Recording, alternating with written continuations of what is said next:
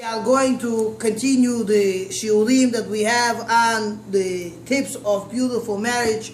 This is a series of the shiurim that we have. Baruch Hashem, we have a person in charge of going ahead and making the Torah available. And you know, there's not only a bad reason why internet was created in the world. Hashem has it for good reasons as well. We hope, Bezat Hashem, that these shiurim will produce fruits. And they are very, very, very good shiurim, Baruch Hashem. I myself enjoying them as well, looking at them again and again. But anyhow, this shiur is sponsored the Lui Nishmat Bechor Ben Kitzia, She'av Neshama should have an aliyah Be'ezrat Hashem. Okay. We spoke in the past on the concept of how important it is, how vital it is to have the shalom in the house, to have the peace in the house. And we explained what peace is. Peace is to love his wife like he loves himself, to honor his wife more than he honors himself. And we spoke and we elaborated about this concept. And we said that marriage is a one-way street. The husband has to be there all for his wife, to be one with her and to be attached to her, constantly showing her how much she's worth in his eyes, what's the value, and he has to constantly show her, constantly complimenting her, showing her, more attention. Although it is not necessarily going to be a two-way street, but this is the obligation we have towards our wives. As the Rambam put it, that we are the ones who have to love our wives. And in the concept of the wife towards the husband, the Rambam does not mention anything about loving at all. Respecting, he mentions. Treatment, he mentions. But loving a husband, that is not mentioned at all. But Terech, by the way, I want to tell you that if you love your wife, believe me, she'll give you herself. Rabbi Aaron Kotler, the Rosh Yeshiva of Lakewood, he had a Kabbalah, acceptance from all the way generations before, from his Rebbe and his Rebbe, from his Rebbe, all the way from the days of the Gaon Mevilna. Rabbi Eliyahu the Gra, he said a very interesting concept. He said the purpose of marriage is to be one with your wife, to become one complete unit, and to constantly, increasingly showing love to your wife. That is the purpose of marriage. The Chinuch also as well says, not for no reason, as we learn in Masechet Sotah, not for no reason did our Torah say to our husband, got married, you are to stay home for 1 year and take care of your wife. Make her happy. V'simach et ishto. Naki yele beto, Torah says. He is no obligations. Doesn't go to war, doesn't help out in the war, doesn't do anything, nothing at all. Everything is completely off of his shoulders. No responsibility at all. Not for no reason. And it has to be a completely 1 year to get used to her. Although because we spoke about the concept that she's completely different from him. Women are different. There's no sitting here saying, you know what, I'm going to find a girl just like me.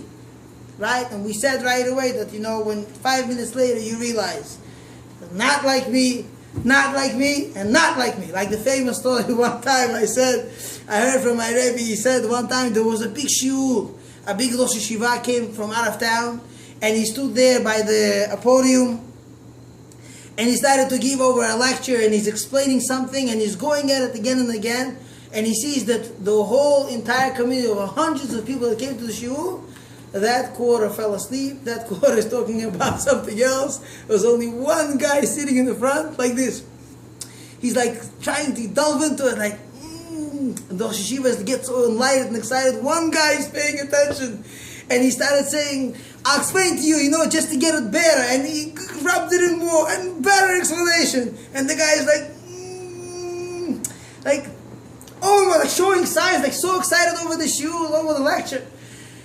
After the whole shiur was over, the Rosh Yeshiva was sweating, wiping his sweat. He comes over to the guy and he says to him, "No, how was it?" He says, Rosh Yeshiva tells him, "Please forgive me. I don't want you to get me wrong." But he says, "Your shiur, I did not understand at all." He says, honestly, I'll tell you what it is I have a picture of my great-grandfather in my house. And when you stood like this, you look like him. When you turned a little bit, you look like something else. He says, bottom line, he says, I came to conclusion, you don't look like him at all. They don't look at it. This is what it is. Husbands, they get married, they think, I got a wife, she's just like me. She's, everything like me. And 5 minutes later, he realizes, oh no, it's not it at all. Papa, I got it, finished, I'm done. That is how it is. Okay. We spoke about a concept of how important it is to always compliment a wife. How to always make her feel better. How to always make her feel good. There's one important rule though. One very important rule. You have to understand that you don't have to have casualties in the process. What I mean to say is that Rabbi Miller says this. Rabbi Miller used to say that when a person comes from work, or he comes from somewhere, he should never tell his wife how unsuccessful he is, how that deal didn't work, and how the boss yelled at him at work, and how his colleagues at work, right, always make fun of him, and how that is no good and that's no good. And also you should never point out, saying, I'll give you another example, never should you say anything about yourself, saying, I'm bad, I always felt like, I'm not successful, and take a look, this is actually happening. Never put yourself down. No casualties. Because what's going to be in the outcome is, like, when the policeman pulls you over, and he says to read you the rights, right? He pulls down the window, he says, please, license and registration. And when he wants to pull you out of the car, he tells you anything you say will be held against you in the court of law. That is how women are. Anything we say to them, they will hold us to it. And they know how to do it so well. They are professional. They remember things. We said, right? Certain things you tell your wife, it comes out to be that they take it so far, till the grave and into the grave. Into the grave. They take it with them. They carry everything. They remind you of things that, 25 years ago, we were standing on this and this place, and you did this, and this is how you said it, and that's how it was. And you said, Ribono Shel Olam, why can't you let go for once? For once, let go of things. And she will remind you about it, and she'll say it to you, and it's all there. They remember everything. The Binah Yeterah, the great wisdom Hashem gave them has no limits. Binah Yeterah, extra.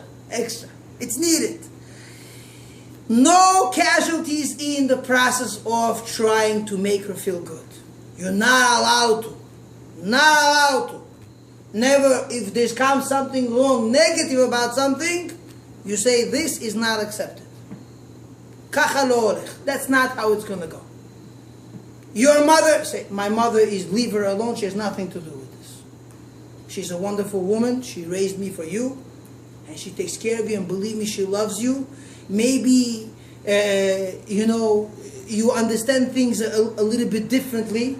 Everybody has his his own ways of understanding things. Baruch Hashem, Torah says, when you see 600,000 Jews, the bracha you make, you say to Hashem, Baruch Ata Hashem Elokeinu Melech HaOlam Chacham HaRazim. Right? How great Hashem is that He was able to make so many people, so many different people. And the Rambam says, what's the bracha for? He says, just like Hashem Shem Partzufein Domin Zelazeh, just like the faces don't look alike, my nose is not like your nose. He says, our thinking, thoughts, and everything is not the same.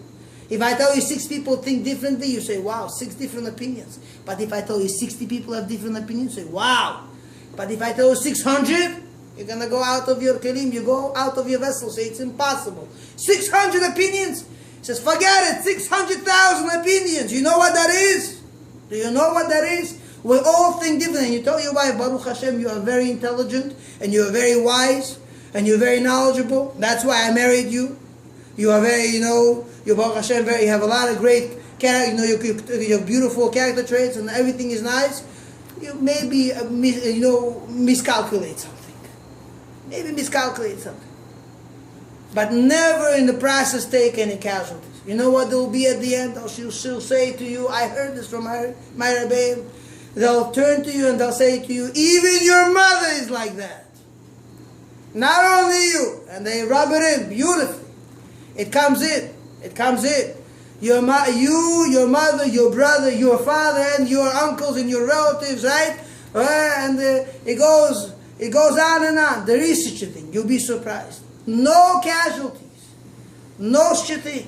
In a house where these things happen and the wife starts saying things which are a bit nasty, and you know, she gets upset. We know how to get them upset. Baruch Hashem, it's very easy. Just give her that crooked look, saying like this, and I say, what is she doing? And she'll say, wow. Like they're insecure. They lose it completely, and they go at it. And they're gonna start. You say right away, this is not what it is. That's not how things go. We don't accept. You know, this is unacceptable. No talking. No talking. So you know, when you're ready to you know, when we both are ready. I'll say when we both say, I respect you, I admire you, I look up to you. But when you know, when we are ready, no problem, we could start talking. You don't have to say that we're not talking. You just, you know, turn your back a little, with a degree like this, 10 degrees aside, and the wife knows. And you have to know always how to change the subject. One time I remember a story happened in front of me. I was first year in my marriage. A beautiful story happened that my wife's friend, she was older than her, she was playing a bar mitzvah for one of her sons. And we went to Brooklyn. Now, we didn't have a car. Me, my wife, another woman, and a husband and wife, an elderly couple from Forest Hills. Oh, the things I heard, they started saying, oh, do you know, just 40, 45, 30 years, 50 years ago, Queens Boulevard was all closed for Shabbos. All Jewish stores. It was all Shomrim Shabbat. Take a look how many shuls over there. All those young Israels and all those big Jewish Torah centers and whatnot. So many places over there. The whole place was through. Lefrak City was all Jewish. Samuel Lefrak, he built the place for Jews only. Only when they started having, you know, they turned little by little into a bad neighborhood. You know, some people the hoodlums moved in, and the Jews said, we cannot tolerate it, just like Crown Heights. It was all Jewish. And I said, you know what, enough is enough. And they all ran for their life. Ran. The further they can go, the better it is. They ran away. And certain neighborhoods just changed drastically. If you look, even here, this area, in Fresh Meadows, you would never, 30, 40 years ago, to see a sign that says for sale outside, never. If somebody wanted to sell a house, it went like this. Quietly. Why? They should sell only between their own. They didn't want the hoodlums. They did not want the neighborhood to turn out to be bad. That's why you see, like this area, calm, quiet, peaceful. There's no street cleanings need to be done over here. One time when I came here for the first time, I was looking at the street like, where do I park my car? On the left side or on the right side? Am I going to get a ticket? And I couldn't find it for a few weeks. I've been looking for a sign. Someone told me, forget it. There's no such thing here. There's no such thing here. It's an upscale neighborhood. They take care of everything. It's not needed. This is how they kept the neighborhood, making sure that, you know, everything stays, you know, in place. Today already, you know, things are changing. They're putting up signs and people are moving and the houses have to go fast and they're selling. You know, Baruch Hashem. So the way it goes is we have to understand is the reason why we were saying this is that it was this couple that they had this they were taking us to a bar mitzvah. Let's get back to it. We get sidetracked a little. It's easy to get, but sometimes hard to get back, sometimes easy. We were going to a bar mitzvah. And we were sitting in the car. There was another elderly lady over there. She was going on. She was already an almanah. Her husband passed away. And they were giving us a lift. They happened to be new, the couple. We knew the couple. We were going. We didn't have a car. We needed a ride. Okay. So we're driving there. On the way back, listen to this story I will never forget. On the way back, we got into the car. The lady got into the car. The husband and wife sitting in front got into the car. Now I closed my door. The lady closed her door. His wife closed her door. And his door went, you didn't hear the bang. You didn't hear, you know, old Crown Victoria. You know, those old cars stretched 5 meters long, right? And we didn't hear the door bang. And the wife tells him, she says to him, you know, I don't think you closed your door. He says, nothing, he didn't say anything. As we started coming out from Sheiks on 12th Avenue, he stepped on the gas pedal and he wanted to make a turn. As he was making the turn, his door goes wide open, whee, open, poof. And the wife turns him and she says to him, but didn't I tell you that you did not close your door? You know what this old man did? He grabbed the door, he closed it, and he says, the bar mitzvah was very nice. So the bar mitzvah was very nice. And that was the end of the whole discussion. Stop it right away. Don't let it continue. You have to know, when it ruptures, you have to know how to control it. It shouldn't go all over. You have to know how to limit things. There are certain things we don't allow. No casualties. No casualties. You know how they say, the famous thing they say with the okay. Where did okay come from? Okay. Where did it come from? It says in the old times, in the war, when they went to war, they would sit and count their soldiers. When it came to be that none of the soldiers were killed, they would put 0 K, 0 killed. So it came out to be okay, it came from there, 0 killed, which means it's perfect, no casualties. No casualties, that's what I heard once. Anyhow, you have to know, yes, we are there to praise them, we are there to always uplift them, we carry them on our heads, we carry them on our shoulders, and we're ready to do anything for them, but there's always a limit. You have to know where it stops. You have to know when to stop, not to let it spread further. Not to bend down, even no bending at all. Yes? How or when? How and when? No, you said when to stop or how to stop. You have to know how to stop it, and you have to know when to stop it. How and when is needed, always. You have to know how to do it. You have to know how, like this man, he went ahead, he didn't continue quarreling and arguing. He didn't say, but I thought I did close the door. That's what normal thing would be, right? Fight back, resistance. Take out your machine gun. What, only you know how to shoot, right? You shoot with a what do they call them? 9mm, what do they call it? All types, I don't know what they have out there. Yeah, you take out your machine gun and say, I'll show you what I have. No, right away. He says, the bar mitzvah was very nice. And she, as a smart lady, she knew her husband wants to change the conversation right away. She said, yeah, it was beautiful. The lady in the back said, yeah, it was nice too. And we just kept quiet there, like saying, shocked, like, whoa, what just went on here? What just happened? We thought we were going to see World War III, but no, it was all fine. The old people who don't work on their midot, do me a favor, just step on their toenail, they will show you everything they got. Oh, all the jewels spill out. They just throw them out. You like this and like that. This guy knew how to control. You see people that work at their marriage. They knew that, there's a way how to do it. They saw it in the old house. It's something that we don't have to, we don't pass it on. Our generation is in a way we suffered a lot. Why? Because our parents, when they running out of Russia, they came with nothing. And they were like chaos, they were going under a lot of pressure. And they wanted to make that dollar, they wanted to become something. But Baruch Hashem, take a look what they're doing. Americans could live here so many years trying to, to put up and barely able to pay their apartments off. Bukharians are coming and they're putting, half a block house, beautiful. One guy's building with blue marble, the other one's like this, the other's like that. Pick and choose your flavor, right? Baskin Robbins, 32 flavor ice cream. Unbelievable. But you know what they came out to be? There were a lot of casualties on the way. The children grew up on their own. There was no chinuch at all. The parents did not spend time with their children at all. All they knew is they would say to the children, Bachim, Honda show. Make sure you learn. Make sure you study. Make sure you make it out there. We don't want you working as hard. We have to work. This is what all was there. And the child said, listen, I don't want to hear from you. I don't want to listen from you. I don't want to accept anything from you. And a lot of casualties on the way. A lot. They mingled with the goyim. And it went complete, almost total loss. Paying the price.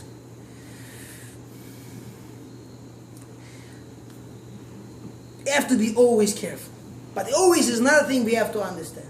Just like we say you don't put yourself down, we don't want to have no casualties in the process. 0 killed, okay, yeah? Making sure. There's always also another important rule is that not to, lift up the nose and say, you know who I am? You know who you're talking to? And let me tell you what and start showing off, busting around. It says that's also doesn't go. The Gemara says, Hayman the Yahil. It says, that person that shows off, he says, Afilu ayin shi beisil amikuba. He says, even on the people of his own house, he's not accepted. And the Rashbam says, people of the houses? The wife. She looks at him, she says, what? Like they say, the famous thing, say, Haman, second in command. Big person, yeah? But he had this problem of he says his wife Zeresh, she treated him Like a garbage man. She didn't even look in his direction. Nothing. Nothing. If you look, it says, it says you put Zeresh and all those who love them always separate the Megillat Esther. Poor guy. What, his wife didn't love him? Chazal point, they nudge it in, they rub it in. Haman, terrible shalom bayit. Rov banav, Chazal say he had over 200 children. So, Rov banav, Chazal say he had 208, 202 children. He had a lot of children, this guy. Tons. And his wife did not look in his direction. Nothing. Lo mikubal, not accepted. She's not going to tolerate it. This is how it is. You know what they say, they say, normally they say Hashem knows who the person is. You can't fool Hashem. The people say in Israel, they say there's one more person you can't fool. So it's your wife. She knows exactly who you are. And she will tell it to you. And you say, no, it's not true. She'll tell it to you. She's going to take the thing. Here, I got you on the spot. I know what you are. I know who you are. Can't fool them. You have to put things the way they are. No casualties, but doesn't mean go overboard. No, you have to know this has to be, everything the right way. We spoke about in the previous unit about the concept of going ahead and giving compliments. Always saying something beautiful, something nice. Say, for example, you're sitting by a table and you say, wow, such a salad. Very delicious. Tasty. Yum. I enjoy it. So good. And you have to always say, wow, it's enjoyable to be in such a beautiful, clean home. The wife feels like, wow, my husband cares. He pays attention. And always to be ready there to help him out. If you see that, they're not able to. A little help, yes. Not everything. Little, with a limit. Say, you know what? I can sweep. Take the sweep of the broom and don't hold it straight when you sweep, sideways. And she'll say, give it to me, I'll do it myself. But the point is you have to show that you care. It's not so much the doing it. It's not so they don't need a helper in the house. That's not what the point is. They don't need it. All they need is to see that you care. You care, that's the whole point. So we said there's a concept of going ahead and giving compliments. There's also a concept of, giving small little gifts. How important it is. We spoke about one, they say that about a grandman said about his father. His father had pennies in his pockets. And once in a while he would come home, get like a little, paper bag made out of paper. I used to sell sunflower seeds in Russia. Take a regular paper, roll it up like this. I'll show you how it's done, like this, kacha. Fold this thing on the bottom, and there he goes. They would take a cup, fill it in, you go outside. This was our treat, our snack. This was like the potato chips. We came to America, we forgot about the sunflower seeds, and we said, you know what? Potato chips bag, 25 cents. Let's go wise. Let's get wiser. That came out to be at the end. My father used to come home, few stale, old, dry fruits. Dry fruits, we bring home and say, this is for mommy. No one touch. This smells. It meant so much. Those little gifts, you should know, you don't have to surprise them with a lollipop size of their face. You have to give them something very small. And even this, not every week. Good advice, not every week. Don't do things occasionally every week. No matter what, it's done. You know why? Because they don't feel it's special anymore. Like there's some guys, they shoot themselves in the foot. I don't like to say, I don't mean that in a bad way, but they buy flowers every week. And they come home. It becomes part of the house. The wife doesn't feel special. Doesn't feel special. Occasionally, once in a blue moon. You say, what happens? It's for you, special. Love you. It's for you. Something nice, especially the time when she's asura. Can't live together. It's a normal thing. There are times, it's seasonal, comes once in a while. Yeah? You come and you bring a small gift home. If you can't do it physically, you have to show it, mentally. Bring a gift. And the wife says, wow, it doesn't have to be flowers. It could be something very small. You're passing by on the street and you saw a small souvenir. 50 cents. Like those guys standing with their booths on the street. You pass by and say, wow, I know this looks very cute. Can I take it? How much? 50 cents? Take it, give it. And bring it home, say, you know what, I brought something special for you. It's not something big, but it was for you special. Take it out of the pocket and give it to her. And how important it is to give gifts which are only for her. Like a lot of times, a guy's going to bring something home. You know what she'll say? Well, it's not really for me, it's for the whole house. Like there was one guy who says, listen, Whenever I need something, I buy it for the house. I buy it for her as a gift. That's a smart way out. But the guy is shooting himself in the foot. You know what God will say? You're a selfish person. You're only thinking about yourself. It's three people. Me, and me. Huh? Me, and me. That's what the whole thing is. You have to know. Buy a gift. Be smart. Buy something for her only. And sometimes, once in a while, very simple. Take a card. Take a card. Sign it. Sign a beautiful card. Put it in the mail, stamp, and send it home. Send it home. And you know, make it a habit that you never check the mail. She'll go home, she'll take it out. It says, for mommy. She'll open it up. Hey, what's this? Something cute. Even a small candy. You buy something small, marmalade. You find something very gel candy or something. Bring it home. Say, it's for you, special. Tell the kids, please, let mommy have it. Special for her. She works hard. She takes care of the house. Takes care of the children. It makes a world of a difference. We have to know this. It's something to work on. You can't be dry. You're not allowed to. We're not taught to be that way. We're not taught. We know we come from certain houses where the fathers, they feel like, listen, why should I praise her? If I praise her, bolomero, she'll sit on my head. I don't need it. It's a completely wrong system. Wrong system. You praise, you show love, they'll do 10,000 times more for you. You say the food is delicious. It's so good, I can eat this supper every single day. Make it tomorrow again. And if there's leftover, say, don't make anything tomorrow. I want to eat it. Save it for me. The children, you can make something else for them. But this I want to eat. It's very tasty, very delicious. It makes a wife feel like she is something. Small little things, do it. Don't do things, again and again I'll say it. You have to know that you don't do things, the wives don't need help around the house. And if the house is in an uproar, you say, you know what, I see that, things are, it's not manageable. Don't say you're not managing. Take it as a negative. Say, what do you mean I'm not managing? So many years I've been doing it for you. Well, one time you came, that's it.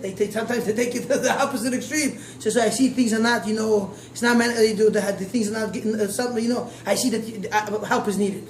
Help's on the way. Don't say anything. Come home, roll up your sleeves, right? And say, can you please show me how to fold a t-shirt? I've never really done it. For example. And do a sloppy job, something. Don't do it perfectly because because they don't really need your help. They don't need it. We explained it before. They don't need help. All they need is for you to show them how much you care. You should smile when you do. Care. I'm talking about smiling soon. It's coming. It's coming. We're getting there.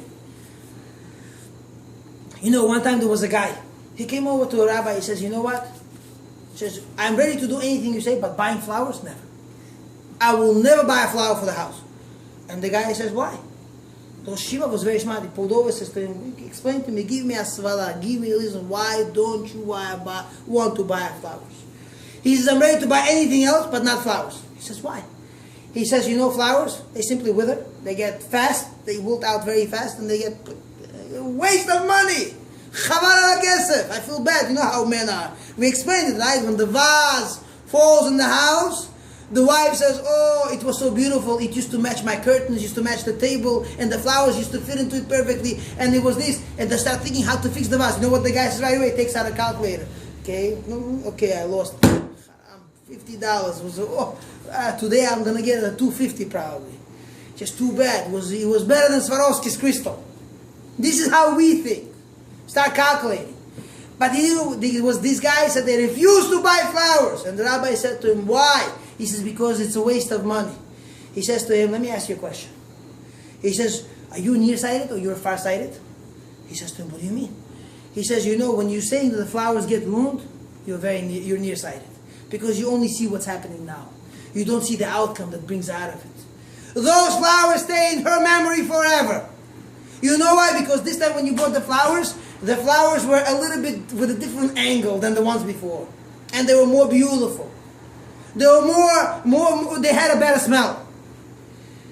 Somebody praised her when they saw her in the house. They said, wow, such beautiful flowers, who got them for you? It was a different thing. Those flowers stay in her memory. Those flowers don't wither out. They don't wilt, they stay alive. And the rabbi put them in place, as you should know, buy those flowers. You don't have to buy a big bouquet of flowers. It's not needed. Not needed. One flower. Come home, take it out, say, this is for you. Here, it's for you. A beautiful flower. You're special. It's for you. And they appreciate it. But it has to be a gift which is specifically for her. And don't have to don't do it every single time. They know that, okay, I expect it. Where is it? How important it is for guys to remember their wives' birthdays. How important it is to remember the wives' engagement days, the day when they got engaged, what time of the day it was, where it took place.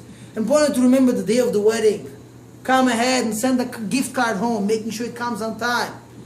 Put a check in there. Say it's for you special. Yeah, send $500. Give her a gift. No big deal. It'll come. Don't worry. This is not called a loss. A lot of people say that I don't like to spend money. You're not spending it. You're using it the right way. Look at it the right way. Use it the right way. Remember those days. These things mean a lot to them. They look forward for these days. How many guys you turn to them and say, hello, do you remember when you got engaged? He says, the wedding day, I remember. It was sometime in the winter time, but I don't remember the day it actually happened.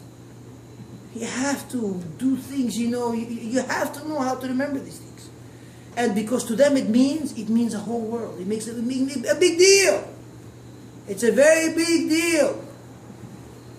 Big deal. They want to be remembered. How important it is to come home, Ma'aron. How important it is to come home with a big smile. Come home with a smile. That's what the wife wants to see. A smile. Give her a good feeling.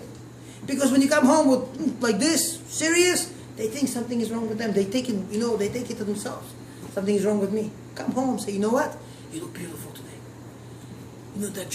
That dress on you, beautiful. Make sure to remember to say that the other one that you bought the other day is also beautiful, because she's nowhere to say it tomorrow and after tomorrow too. You have to know how to regulate things. Like there was that guy we mentioned previously. Do you remember that story? There was a guy, he was complaining to his rabbi. He said, I cannot take her anymore. She spends more than we make. The rabbi says, why? What's the problem? He says, she buys this and she buys that and this and that. So he says, what's the problem? He says, can I ask you, Rabbi, I was thinking about it. He says, can I ask you a question? Do you ever praise your wife? Do you ever give her a compliment? He says, no.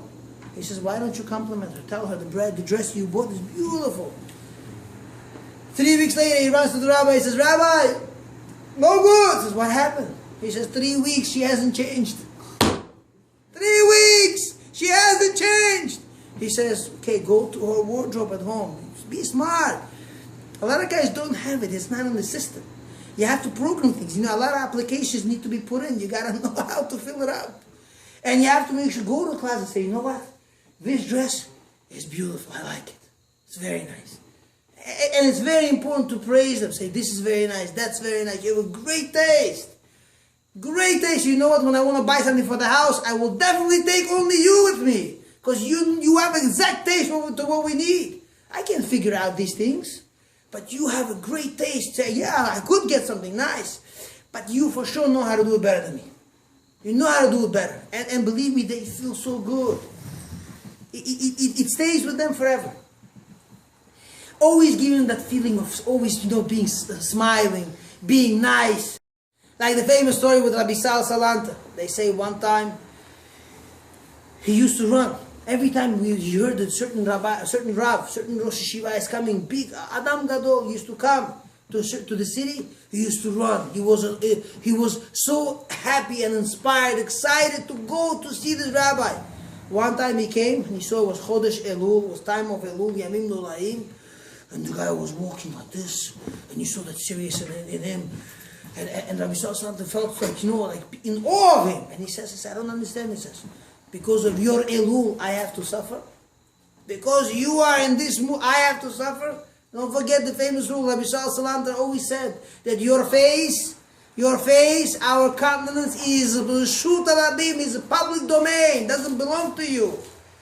You know anybody who does damages on the street and in public, he's chayav, regard, no matter what. You can't cause damages in public. When you're walking on the street, you have to walk with a smile.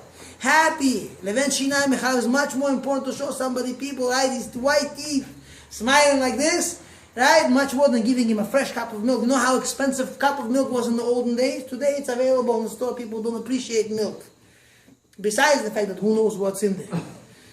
People don't appreciate milk. I appreciate milk because when I grew up in Russia, we had to wait on line. The bucket had to come, and the guy used to blow the shofar, right? You heard Rosh Hashanah blowing shofar, right? Woo! We used to run to get holding containers just to get milk. And here comes, he says, better to give somebody a smile, show him your whiteness of your teeth than giving him a cup of milk. How more important it is. I remember there was one time I went to a wedding and I witnessed something beautiful. There was a rabbi, he wanted to, I could say even the name of the person. He was making the Chatan and Kala happy. I remember him dancing like this. The whole time, his mouth open, showing his white teeth. I said to Daphne, those teeth are beautiful, they're very white. They were natural, real. White beard. But those teeth, he did not hide them. Smiling the whole time. Smiled the whole time. Not those fake smiles. That's good. Anyhow. Remember, the biggest chesed we can do with our wives is the house where we could do the chesed. The showing the goodness of the person has to be shown, implemented within the house, within the four walls of the house. What's outside is all fake. On the outside, you could see a person so nice and beautiful. Come to his house, you'll see everything. You want to see what the person is all about? Come to his house. You figure everything out. Put yourself on a small recorder in the house, press play, and leave. Oh, will you hear? You have to work. It's in the house. Betoch, betoch. And the real chesed is within the house. Smiling in the house. Being nice in the house. Doing as much as we can just to do more and more. More and more for them. Another very interesting concept. You know, we're speaking about being nice, but being very rude. What about that? Naomi. The famous story with Naomi and Ruth and Orpah. Two sisters, the Midrash say actually they were twins. Two sisters, they were twins. That's how they were born on the same day. And they say that Orpah, she turned out to be that she went off. She didn't want to continue with her mother-in-law. But you see that, you know, the whole purpose of marriage, what it's all about. Determining what marriage is all about. Listen to this. Naomi is going back to Eretz Israel after she lost her husband and she lost two of her children, two of her boys. She's coming back and her two daughters-in-law are attached to her and they want to go with her. Says Naomi, she says to them, Vatomer Naomi lishtei kalotea. Naomi said to two of her daughters-in-law, Lechna, please go. Shovna, please return. Isha lebet imah, a woman, each woman to her mother's house. Go back to your mother's house. Ya'az Hashem imachem chesed, Hashem should do with you kindness, ka'asher asitim im hametim, that you, as you have done with the dead, ve'imadi, with me, what chesed would do with the dead. So the Targum says over here, that there was a concept in the old days, we also had it by the Bukharans, that when a husband would pass away, the woman would never remarry. They would never remarry again. This was like the kavod that they had for their husbands. Say, I cannot take it, that I was, I had a husband, I'm going to go and sell myself cheap. This is not going to go. It's not going to work. In the old is very, very accepted, very widely accepted. And the Unkiu actually brings it down. He says that the chesed is that you refused, not just did not get married, refused to accept anybody coming to them. Anybody who came and said, please stay away from us. We don't want to get married. We don't want to remarry. They did with the dead, and with me, that you took care of me, and you respected me. Look what she says to them next. Yiten Hashem lachem, may Hashem give you. Umetzena, these are the words. Umetzena menucha isha bet isha. Every one of you should find menucha. Menucha means a state of calmness. Tranquility, being calm. Having everything easy. This is the purpose of marriage. The purpose of marriage is to make it as nice as possible. Not to be brutal, not to be abusive, not physical abuse, and for sure not talking about only verbal abuse, talking about physical abuse. It's unacceptable. The Navi Yechezkel, he says when they were in Galut, and there were a lot of people who were learning from the neighbors. All the beatings come from the non-Jews. It's there. and the quarreling and the arguing, and it says when he Navi Cheskel, Hashem told him, go and prophesy to the people. And he started saying over there, HaKadosh Baruch Hu started giving them a lot of reproof. Don't you dare act this way to your wives. Not accepted at all. And he says over there, Ki chavertecha, listen to this, for she is your friend. Ve'eshet b'litecha, and she's a woman, a wife of your covenant, which means she's close to you. This is not a regular small attachment. Ribono shel olam is behind it. Hashem is behind it all the way. No whatsoever. No verbal, no physical abuse, no verbal abuse, no remarks. Constantly saying, why is this over here? Why is the house dirty? And why am I making you all the money and you're not doing anything, sitting home, counting flies and and all 9 yards. Unaccepted. It's not accepted at all. Ki chavertecha ve'eshet b'rita, she is your wife. She's your friend. Yididut, warmness. Chaverut, being friendly. That's what does everything for the wife. Everything.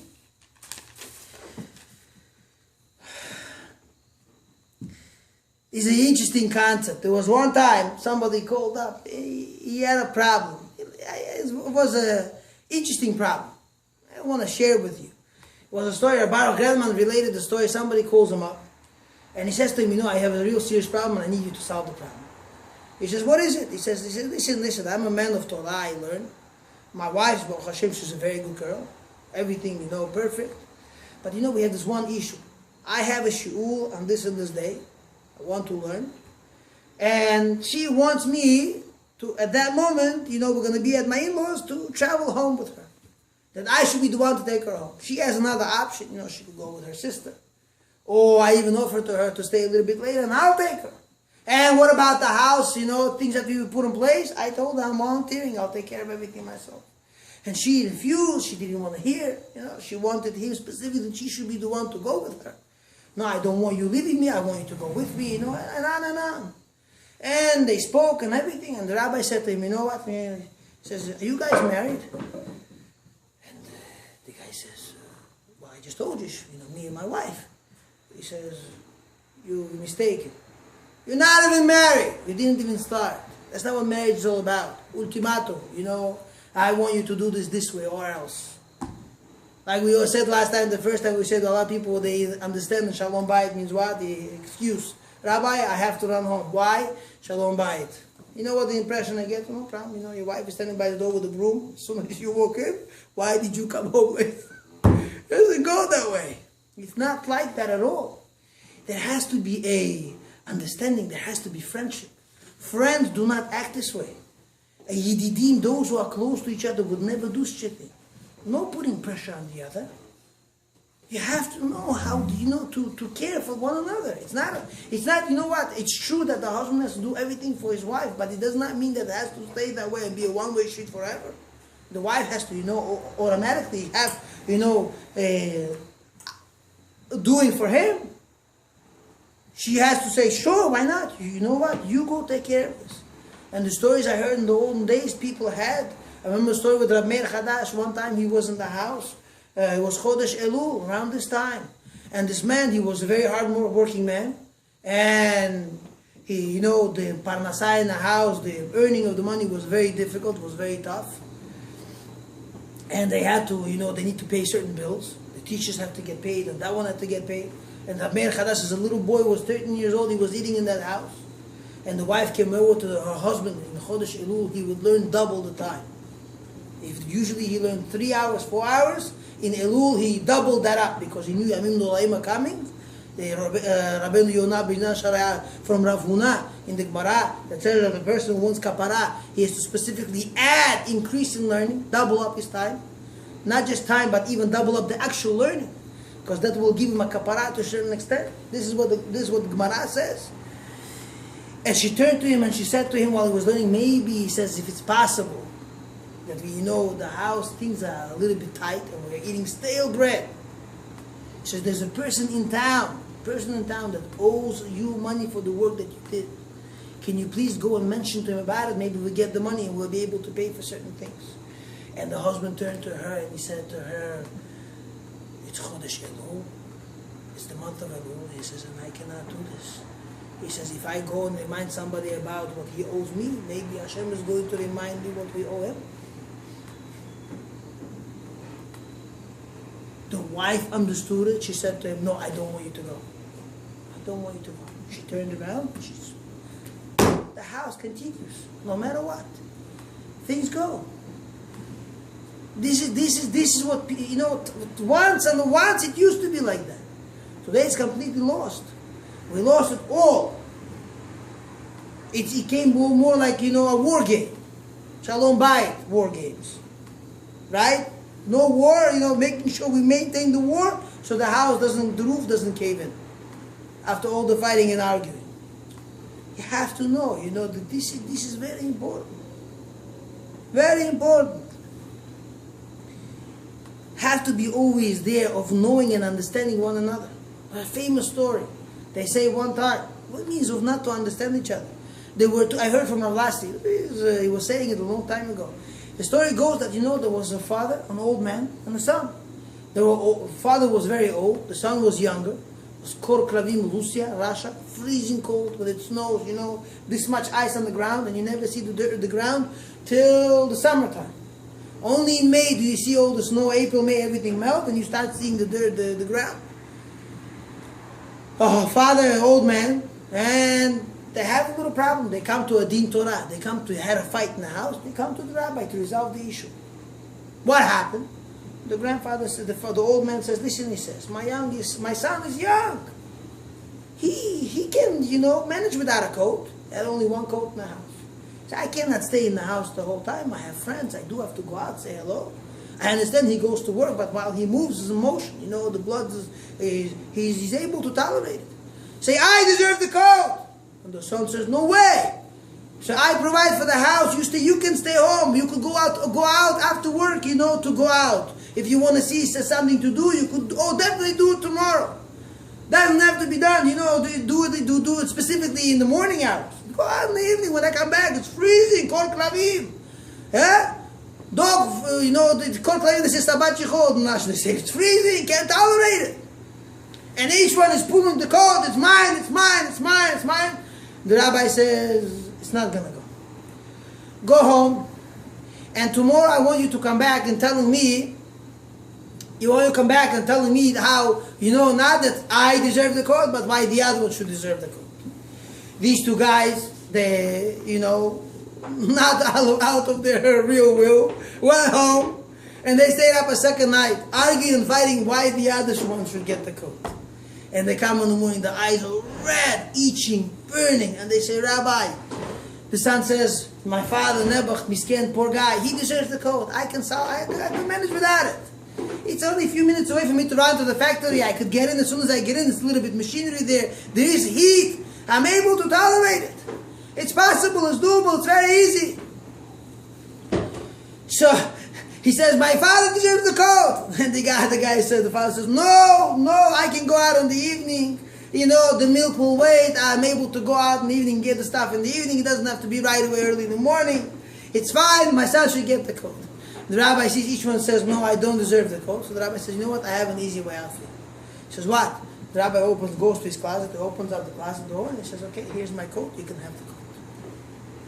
So they turned to the rabbi and said, we don't understand, they're ready to kill him. He says, what do you mean? You had this coat all along and you couldn't give it to us yesterday? He says, well, listen, he says, when I saw you say it's my coat, and the other says, no, it's my coat, I looked at the closet and said, it's my coat. I want to give it to you. I don't want to give it to you. Why should I give it to you? It's my coat.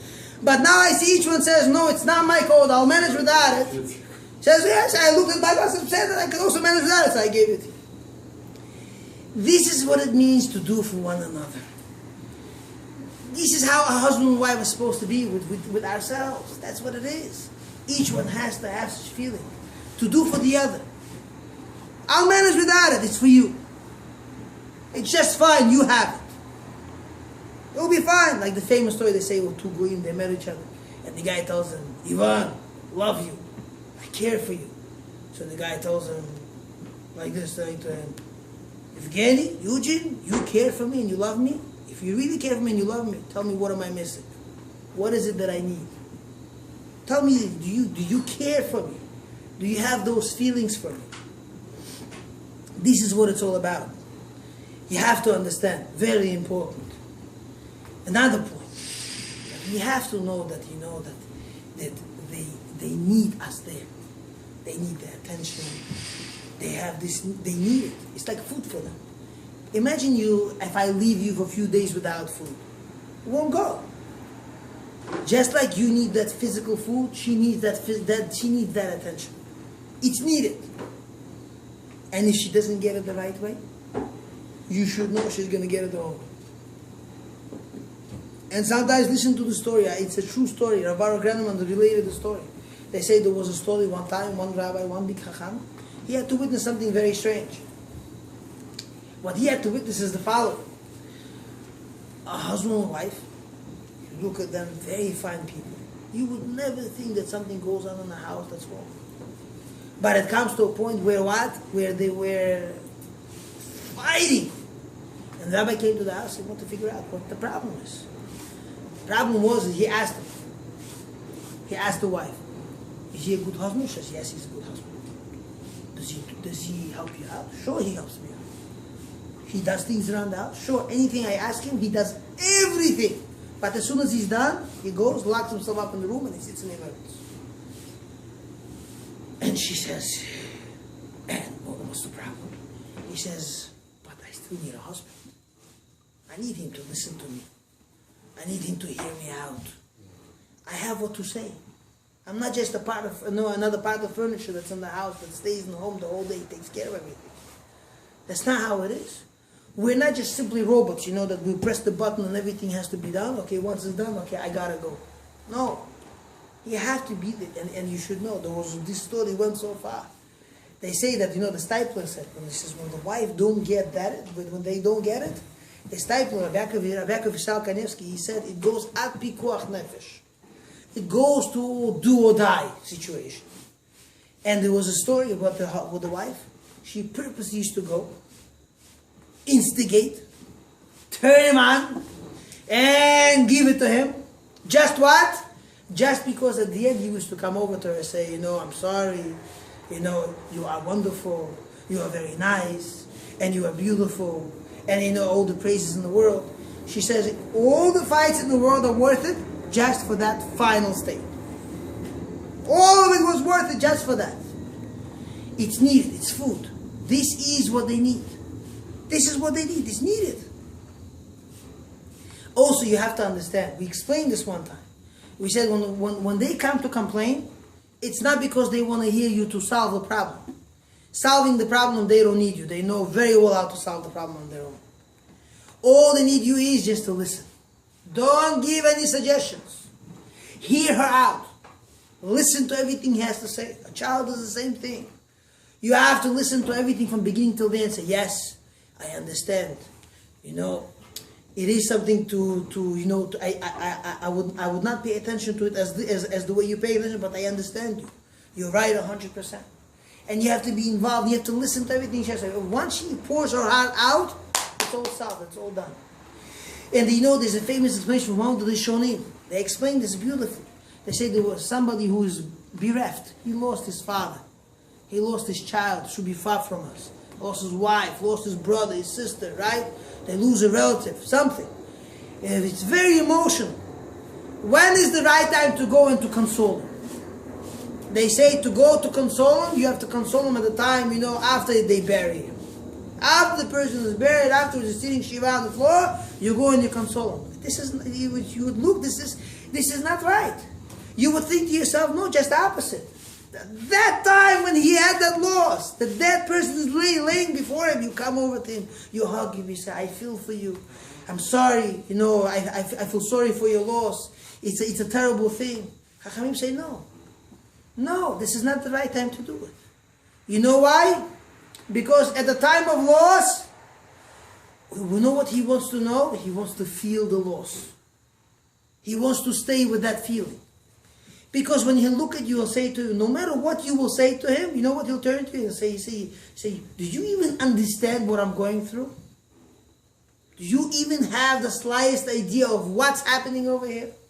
And this is what we have to understand. We have to cry with them when they're crying. And we have to laugh with them when they're laughing. We have to appease them at the time when it's needed to be appeased. Everything has its right time. You see them saying something, it's only for you to listen. Hear it out. Listen to it till the end. Only listening here, nothing else. Don't get offended if you see one time, your wife gets along very nicely with you, her mother, her sister, with her father, right? She thinks of him as somebody very great, but you don't understand why sometimes, right? Yeah. You feel like, oh, well, what's so special about him, right? And you feel like, something is wrong with me. No, the problem is, that because one time when she came to you and she wanted you to hear her out, you weren't there for her. You said all the words you said to her, don't worry, Hashem Ya'azor, Hashem will help. It says, Yeshua Krova Lavo. It's coming, the salvation is coming, it's very near. I feel that your problem is not a problem. She'll say, and I understand one thing, that I have nothing to do with you. You don't have the patience to even listen to me. She'll turn around or she'll walk away. This is what it is. Be there for her. Always look out. Be always on the outlook. Say, what can I do for you? What else is there that could be done? Sometimes you feel like she couldn't find anything better to speak about. Nonsense. And they say in the English, nonsense, right? Shtuyot. Shtuyot. He says, again it started. It's all over, beginning again. No, it doesn't work that way. You gotta listen there, and you gotta listen because this is a mitzvah. It's no different than learning Torah. You go and you listen, say, yes, I'm listening.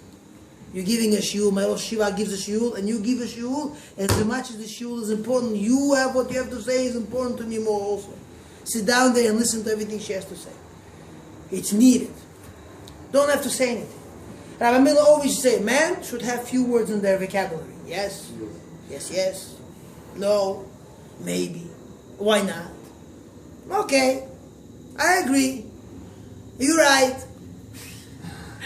Don't have to say more. And when they do things, say, how come you never say anything? Say, listen, I say, Baruch Hashem, you have a lot to say. I like to listen to you. You want me to say something? Sure. You're very beautiful. Sure, I have what to say. It's very important to have this. This is what it is. And how important it is. We spoke about the concept of, giving small little gifts. Let me explain something to you. There's another thing that we spoke about before, the Gemara in Masechet, which Masechet was it last time we learned? It talks about Gemara Ktubot. The whole thing where if we give wine to women, right, when they come to collect their Ktubah or not. And we said there's something important. So women don't get wine, but you know what they get? They get something called tachshitim. They have to get jewelry, small little tchotchkes. Something small is needed. You know how far this goes? This is not for no reason. It says, when they're coming from the Churban Bayit Rishon, after being 70 years in Galut, days of Ezra Sofer, when they were coming back, it was a famous thing. They say, Ezra, Gemara in Masechet Bava Kama, Pevav. The Gemara says over there that they were thinking which institutions, right, which rules have to be instituted throughout Klal Israel. And you saw that Ezra Sofer got up and he says, okay, I have a takana. Rule number one. He says 10 takanot he made. One of the takanot was, you know what? That they should have people, peddlers, going from city to city, town to town, village to village, carrying little tchotchkes, gifts for women. Makeup, and perfume, and some little, chains, diamonds, right? Some pebbles, stones, whatnot. You had to have the system running. People should buy. Why? Because this is something that women need. It's something that's for them. It's needed. It creates a shalom bayit in the house. It creates more shalom. The Chazal say, Rashi says in Chumash, he says, when man fell from Shamayim, there used to come also a little package in there, and there was a little pakalach, came something along with it, tachshitim, jewelry came with it. A guy used to pick it up and realize, I see my wife needs new earrings. It came in just now. Go over to your wife and give it to her as a gift. Make her feel good. Can you imagine what fell from Shamayim? Instructions from Hashem. He wanted them, to beautify, to make more shalom in the house. And how important was the concept, things that created more shalom. Remember the famous thing they say with Moshe Rabbeinu? In the Mishkan, they had to build the kiyor. They needed nechosh, they needed copper. right? They needed certain type of thing that they needed copper. And in the old days they used to use, they had copper marot tzovot, they had mirrors, mirrors. He started making a special way, and Moshe Rabbeinu refused to accept it. He says, women mirrors, don't want them. They're no good. They are, for enhancing, beautifying lust, not nice things. I don't want these things. Hashem says, this is more precious to me than anything. Why? Remember the Chazal, Hashem says, because of these mirrors, Jewish people came out to be a very big nation. Men were hard-working men, back-breaking labor, thrown in the field after 16 hours of working hard, and they had no koach for anything. He says the women used to come, feed their husbands, wash them up, clean them up, right there in the field. And she used to come and she would put a mirror for him, right? He was there on the floor like this, laying down with his face down. She would put a mirror like this in a slant and stand there and she'd say, look, look, look, look. The guy used to pick up his eye like this and he would see what? His wife is standing there on the side because he couldn't look up like this very hard. He saw his wife being there all made up and beautiful. He gave him the strength to get up. It's like a lion. Say, wow. Dessert is served after a delicious supper. He ran. He gave him the koach. It says right there, Tachat atapuach or articha. Shamay chibratechem, right then and there. It says they would get pregnant and they had children. And these mirrors did it. These little things, the takshitim, that they create more of that stronger bond. And we have to create that strong bond. We have to put into it. It's very much needed. And Gemara says, it goes to Gemara Masechet Moed Katan. We mentioned this Gemara already. The Gemara says in Gemara Moed Katan says the last time we were there in class we mentioned it. It says that who you're supposed to give gifts. It says come time of the seasonal times when you're supposed to give gifts to your wives, presents, jewelry. It says imach, your mother, imad imach, mother of your mother. It says afilo omeret al kivra. She's already by her deathbed. She's right by, not 1 foot in the grave, 1.5 foot in the grave. Give her that gift. Let her die with her jewelry. This is how important it is for women. Make them feel good. It's something small that lifts up the mood. It's needed. It has to be done. Believe me, all this is worthwhile. It's worthwhile. It's not called wasting money. It's called using it. I remember there was a guy who used to come and say, jewelry? No. I'm so sick of it. I don't want to give my wife anything. And the same thing I'll tell him, why not? Oh, it breaks fast. Oh, I guess she loses it fast. Who cares? The impression. Don't be nearsighted. Look far. Look ahead of you in life. Those earrings, she'll never forget them. She'll say, and those beautiful earrings I got for you? Yeah, she'll say, I feel bad I lost them. I know you love them. And I wish I had them, I could still wear it.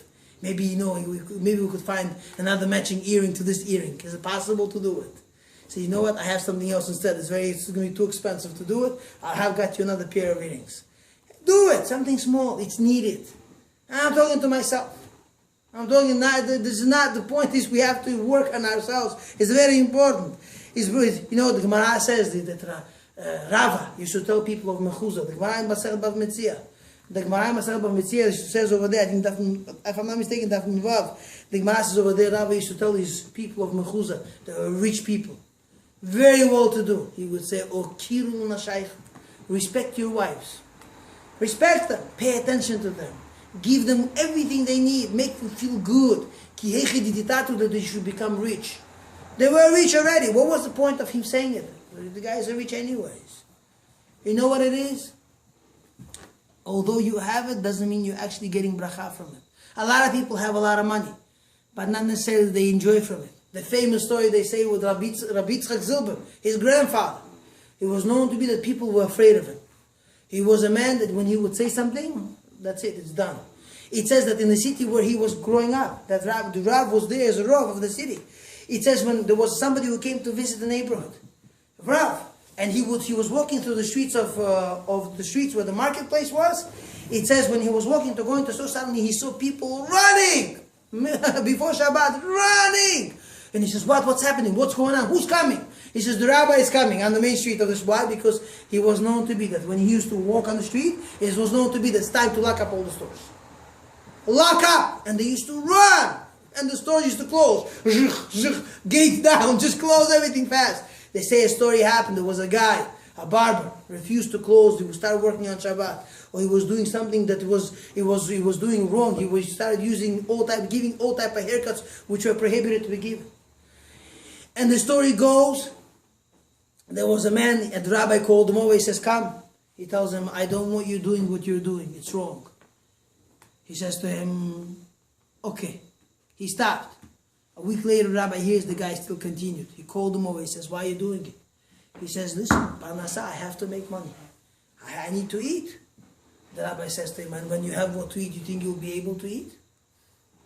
The rabbi just said those words. This guy, he had money, he had food. He was not able to eat anything. Anything he put in his throat, he gagged, he used to choke. And just a few days later, out of not being able to eat, the guy died. And so when you have something to eat, do you think you'll be able to eat? When we have money, do we think we'll be able to use that money? The Gemara says, Gemara Masechet Bava Metzia, the famous story. It says the Nevi'im did not know, all the Chachamim did not know. And the question they asked is, why did Eretz Yisrael get destroyed second time? Torah, of course. Mitzvot, plenty. They're really ready to give up the Bet HaMikdash for one halacha, that you're not allowed to bring a korban, which is a bar moon. The whole story of the Kamsa Bar Kamsa. They held on to Torah like this. Yeah, like I say, if a Chazan who goes too fast, what do? You come over to him and you show him the feast, they slow down. The Torah by them was so strong. What happened? He says, yes, you had a lot of Torah, but not necessarily will you benefit from the Torah at all. As I say, we know that the famous thing they say that they had Torah, but they did not value Torah the proper way. They didn't feel that it was important to make the bracha on the Torah. They felt like, why do I have to make a bracha on the Torah? They don't feel anything special. Yeah, they learned Torah, but they didn't feel anything. Just because you have Torah does not mean it's going to do anything for you. And this is the point. This is the point. We have to remember. The point is, honor them, respect them. Never feel, oh, Bolomero, she's going to go on top of my head. No such a thing. It doesn't work that way. She's going to be more attached to you. She'll feel that she's one with you. She'll want to do for you. Atka.